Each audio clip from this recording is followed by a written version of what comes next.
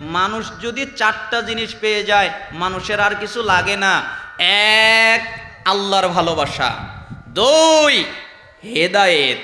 তিন, পাপ থেকে ক্ষমা। চার, জান্নাত। এক, আল্লাহর ভালোবাসা। দুই, হেদায়েত। তিন, পাপ থেকে ক্ষমা। চার, জান্নাত। আচ্ছা বলেন, তার আর কিছু লাগবে?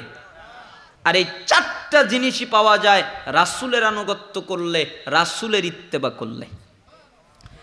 বুখারীর ৭২৮০ নম্বর হাদিস, আবু হুরায়রা রাদিয়াল্লাহু আনহু তিনি বলেন, রাসূলুল্লাহ সাল্লাল্লাহু আলাইহি ওয়াসাল্লাম বলেছেন, কুল্লু উম্মতি ইয়াদখুলুনাল জান্নাহ ইল্লা মান আবা।